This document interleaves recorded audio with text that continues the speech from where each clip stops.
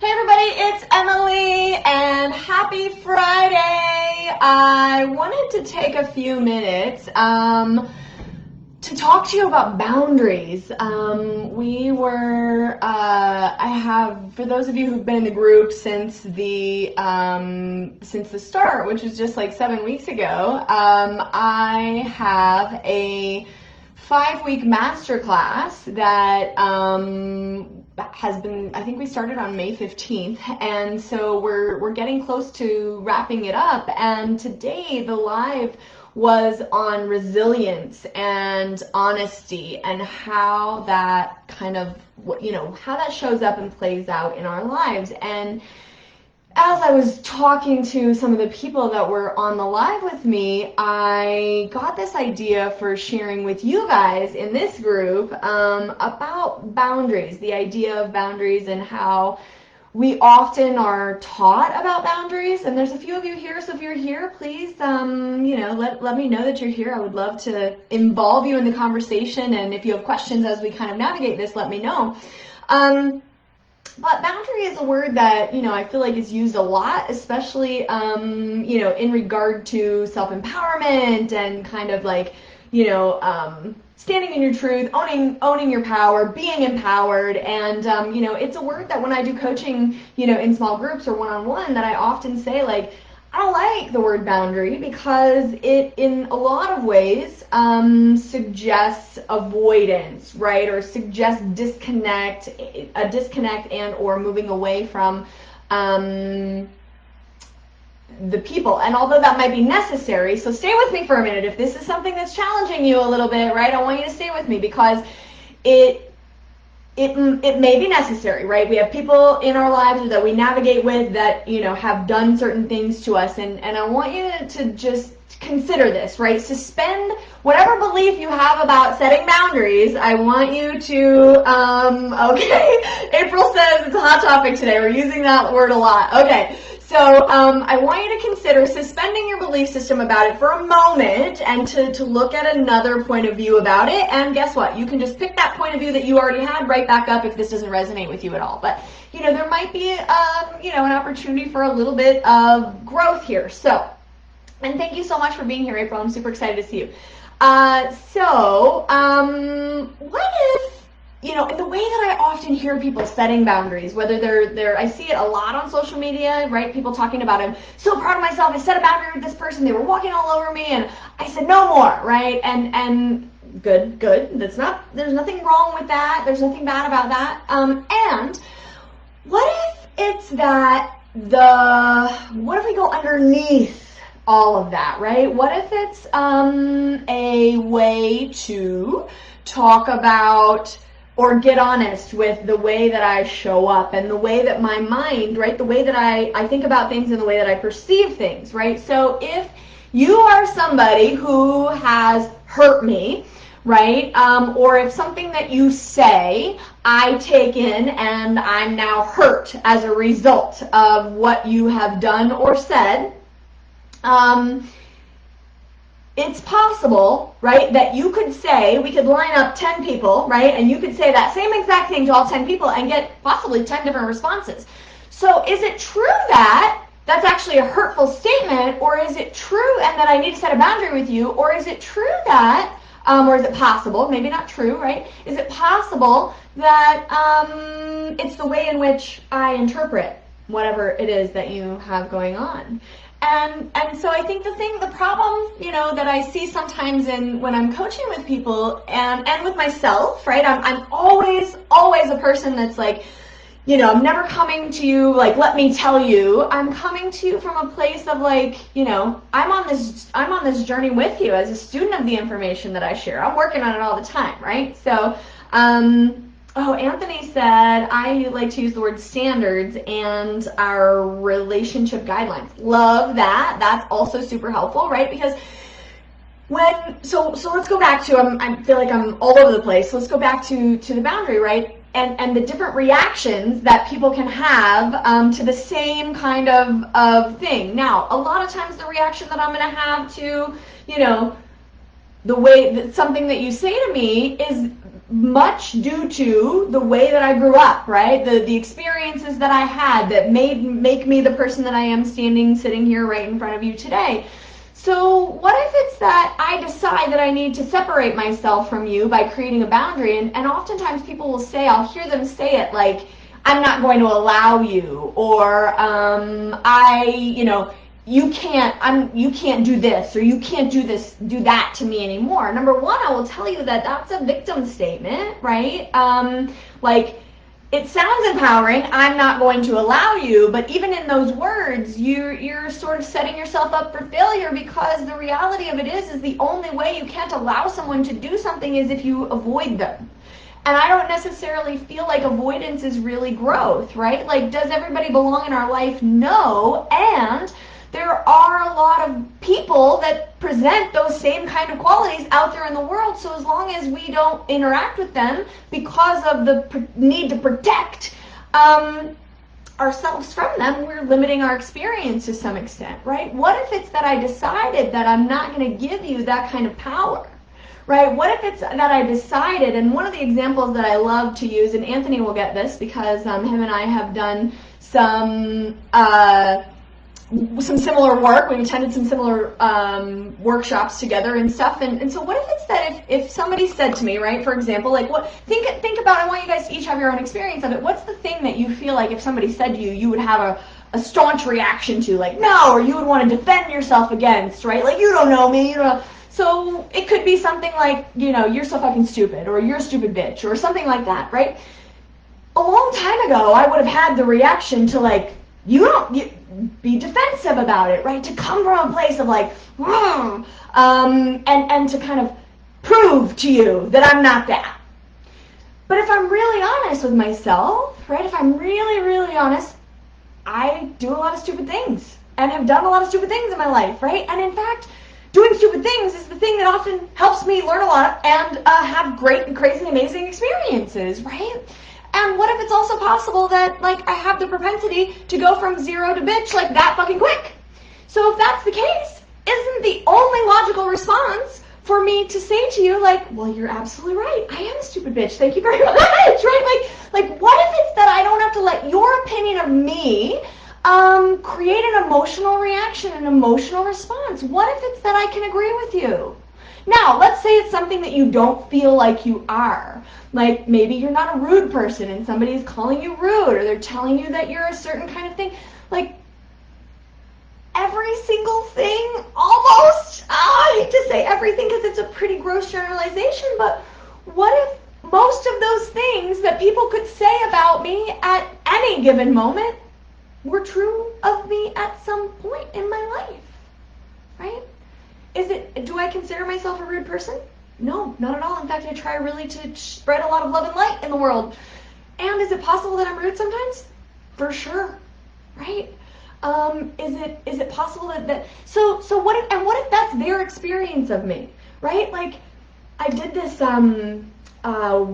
exercise once where I was like, what is Emily out of 10, right? Physically, mentally, emotionally, spiritually, all the things, financially, like, all the things. What am I? What does that look like? What is that person? How does that, how is that,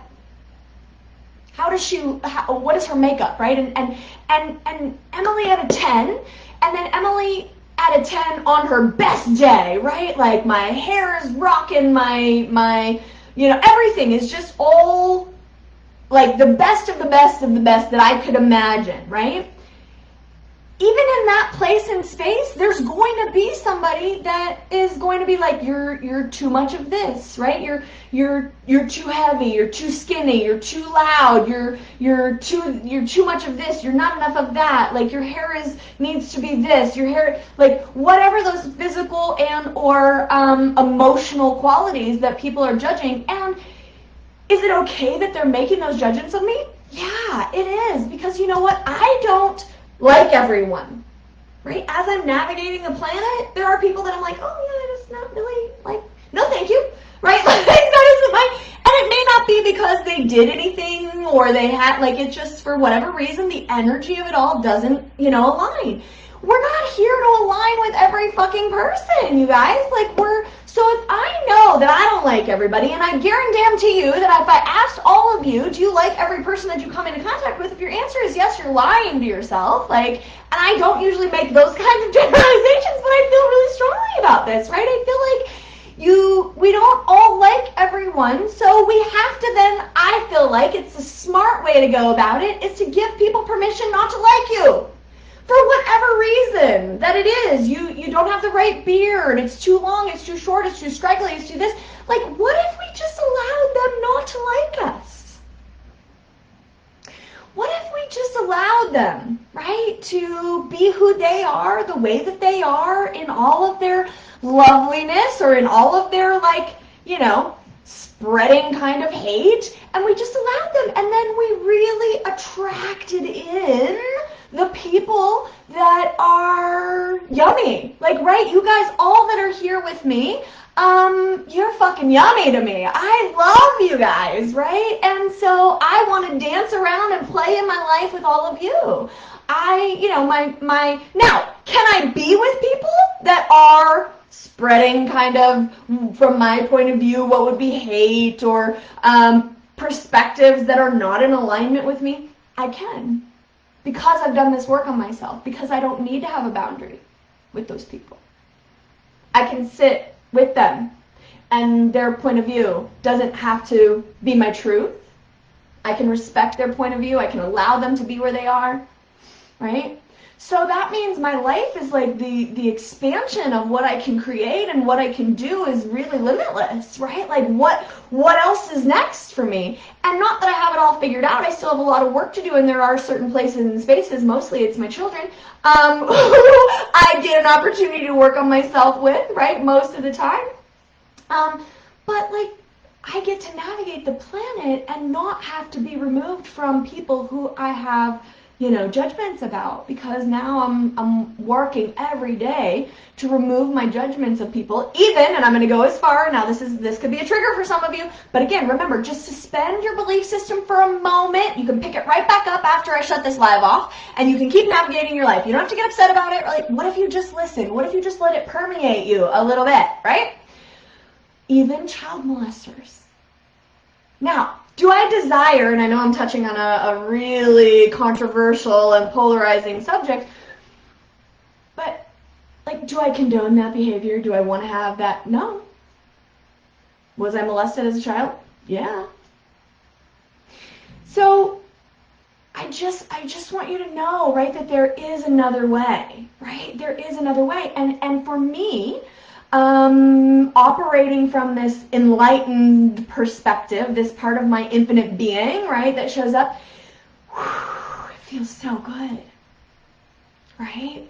It feels so, it feels light, there's so much more ease, there's so much more joy, right, that I'm not out there trying to change people.